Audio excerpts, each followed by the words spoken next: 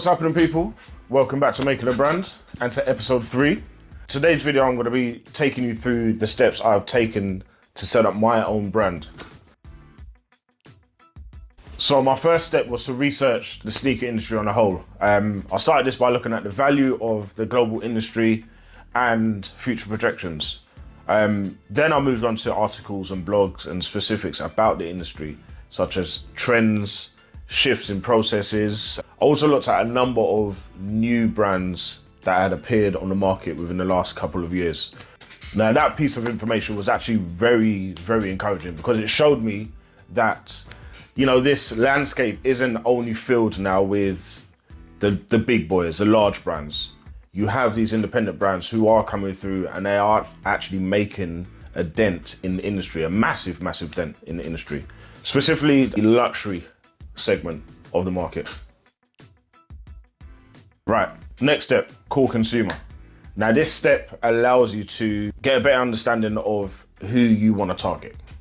Every brand has, you know, their core consumer. From Nike to Adidas to Louis Vuitton, they all have their core consumer, so they know how to market themselves. They know what their target audience requires out of a brand and out of a product. So that is very much key. So in my case, my brand's target audience will be your fashion conscious individual who appreciates luxurious materials, but also likes versatility. So being able to dress their sneakers up or dress their sneakers down. Once you've established your target audience, elaborate on that research around that group. Look at their lifestyles. What do they do? What are their interests? How do they spend their downtime when they're not working or studying? Also, clothing brands come into the mix. Music is a massive one. As quite often your music choice and artists surrounding that genre can be a massive influence on that person's style, that group's style. Look at things like colors, typography, and logo types. I mean, this is the graphic designer coming out in me. But there are points that really matter. Material choices, such as leather, vegan materials such as Pinatex, which is a material made out of pineapple waste. Look at the brands that they're interested in, as this will very much set up your list of competitors.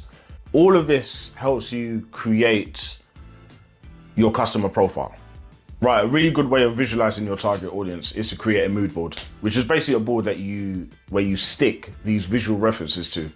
This becomes very, very handy as a reminder of who your audience is when it comes down to designing your footwear and also formulating your marketing plan. All right, so for me, the 2 areas of research I mentioned so far are without a doubt the most vital, because designing a brand and footwear completely blind could result in you not only wasting your time, but wasting a hell of a lot of money due to your brand just not reaching and appealing to your target audience, or a target audience, should I say. So going back to your possible competitors, carry out an analysis of the brands who you see your brand competing with. Look at the things like their marketing styles, both on and off of social media. What are the things that they do to capture the attention of their consumer? Do they utilize the power of social influencers? Do they create eye-catching social media ads? Do they take part in collaborations with other brands or artists?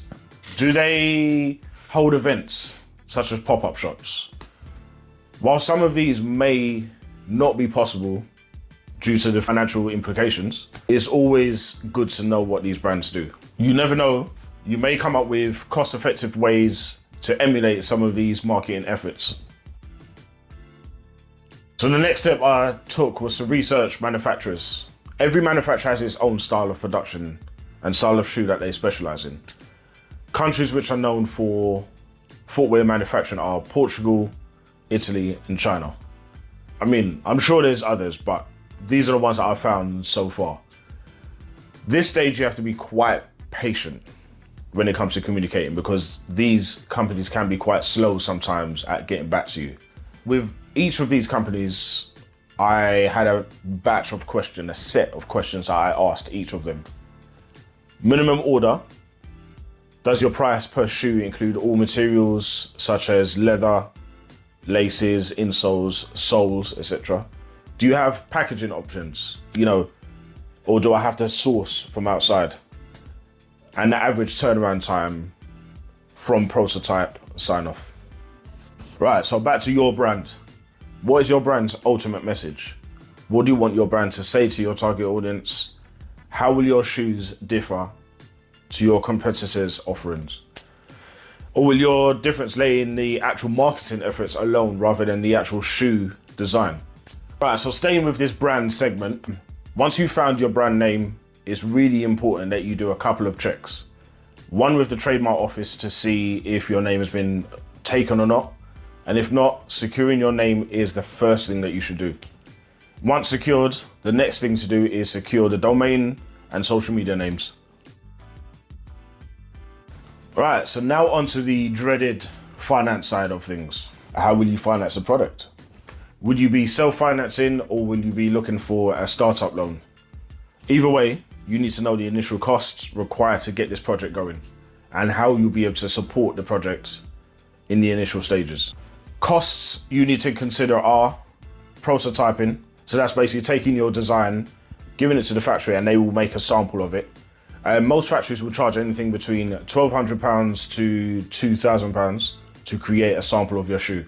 Manufacturing costs, which will differ between factory options, and the style of shoe that you're planning also. Shipping costs, getting your shoes from the country where they're being made to where you reside. Right, so trademarking. The cost to trademark your brand name could be anywhere between £300 and a few £1,000, depending on the route that you take and the territories that you trademark in. The more territories, as in countries around the world that you register in, the higher the trademark cost. With trademarking, there are two routes. You can either do an extensive, research into trademarking yourself, and if you feel confident, then register your brand on your own, or you can go via a trademark solicitor specialist. Obviously, the latter route will come with a service cost, so bear that in mind. Right, web services. So web addresses is something that you need to actually factor in. Now, when it comes to buying domain names, you need to not only buy your own domain name, but also try and cover yourself by purchasing the other variants, which are very close to yours. And also the other web name types, such as .com, .co.uk, etc.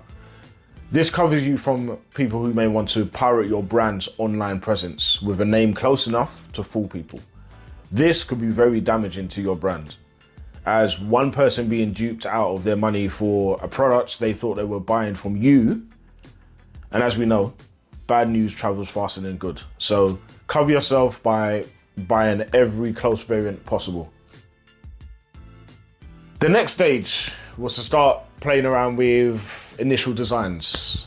At that point, I was unsure which silhouette I was going to go with, as I was torn between, my favorite, which is a high top basketball boot, and also another favorite, which is a runner. So I just decided to just loosely design both. Because of COVID, I ended up spending 2 years on and off kind of playing about with both silhouette designs. I also started to formulate the style of the company, even going as far as to create, a style of clothing, accessories, which I would one day like to see my brand offer. This allowed me to paint a clearer picture of what my brand is, who my brand is, and what the overall style is. So there you have it, my guide to setting up your own sneaker brand. If there's anything that you feel that I've left out or forgotten, or you would like to hear more about, drop a comment in the comment section and I'll try and fit it into the next video. Till then, like, subscribe, share. Peace.